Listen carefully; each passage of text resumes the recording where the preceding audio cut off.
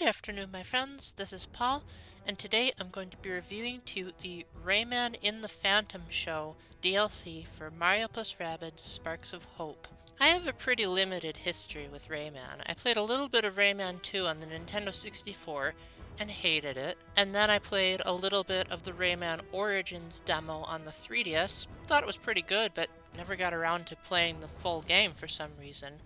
And then I really loved both the Wii U and Switch versions of Rayman Legends. So when it was announced that Rayman was going to be returning to the Rabbids, I thought it was a pretty cool idea because the Rabbids started out as a spin-off of Rayman, and then they became so popular that a lot of people thought that Rayman became obsolete. So in a manner of speaking, the original star is appearing as a guest in his own spin-off series. For starters, just like the Donkey Kong Adventure DLC, this is an entirely separate campaign that you select from the menu when you boot up the game. So there's really no overlapping between the two, which might come across as a disappointment to some, as in some DLC packs, like in, say, Fire Emblem Engage, you could get special characters from that campaign to join your main adventure after you beat the game, but to my knowledge that doesn't really happen with the Rayman DLC. I'm personally not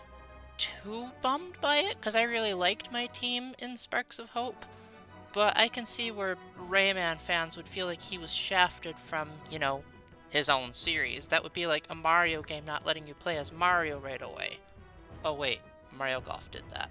Just like with the main Sparks of Hope campaign, the adventure is split between two modes, exploration and battles.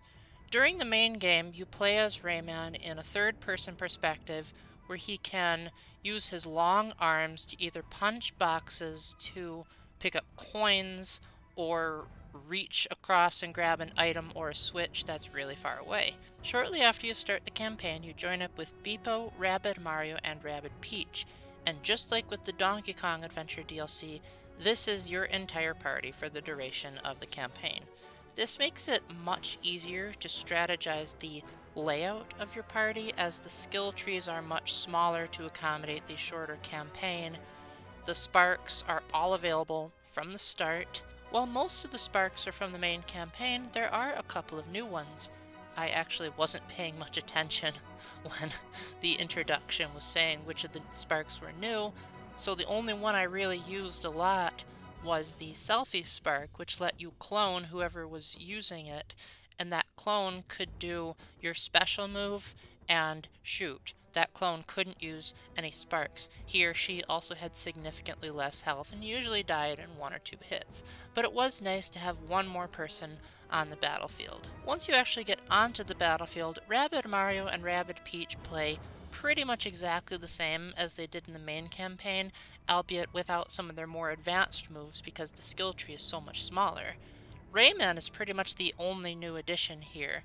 His main gimmick is that there are hooks scattered throughout the field, and he can grab onto them by pressing A, and they essentially act as another team jump, where he can use those in addition to the team jump panels and in addition to bouncing off of a teammate's head. I found that these were essentially a way for Rayman to quickly get around the battlefield and making it not as necessary to work together with your teammates, but at the same time, it helped to rejuvenate that platformer spirit that I found missing in the overworld exploration.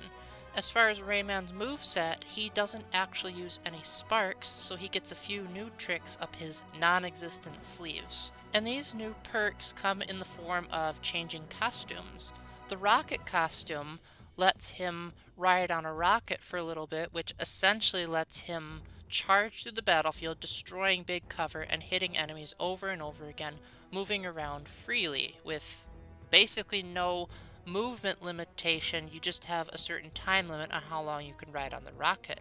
You can also summon plunger guards, which you can throw around the battlefield just like, say, bob-ombs or toppled Goombas, and when an enemy is near, it'll shoot them.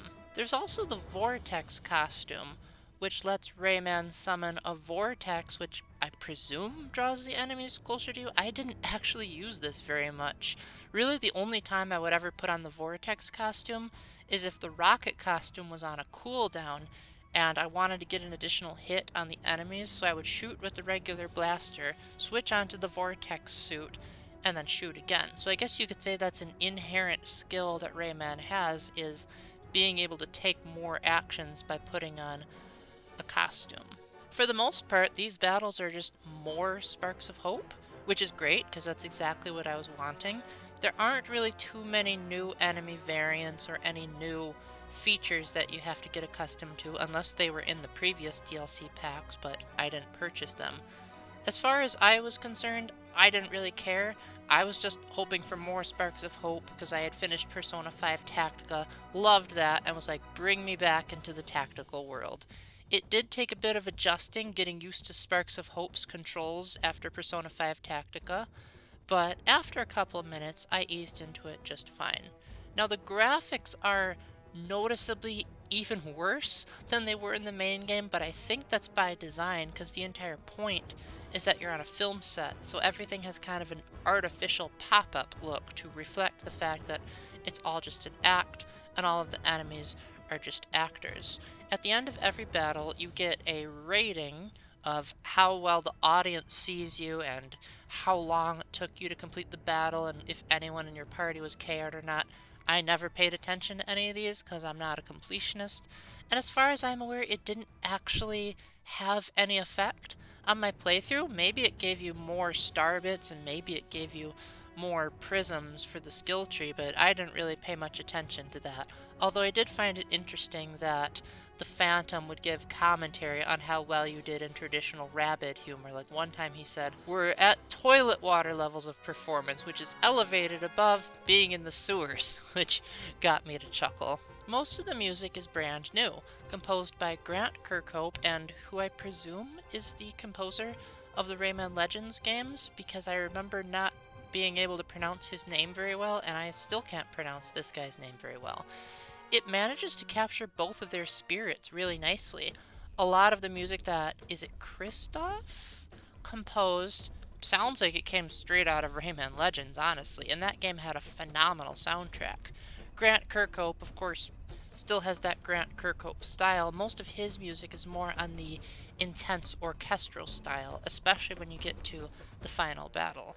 It made for very pleasant listening, although besides the final battle song, none of it really lived up to the absolutely glorious stuff in the main game. Still pleasant, but not quite up to the standards of the original campaign.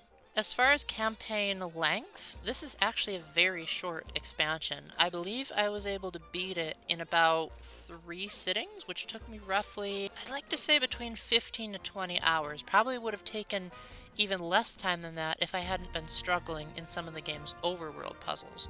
There was really only one battle that I had to keep restarting, and I'm presuming it's because I had just gotten off of Persona 5 Tactica and had to get used to this game's battle system again. But most of the game was relatively easy.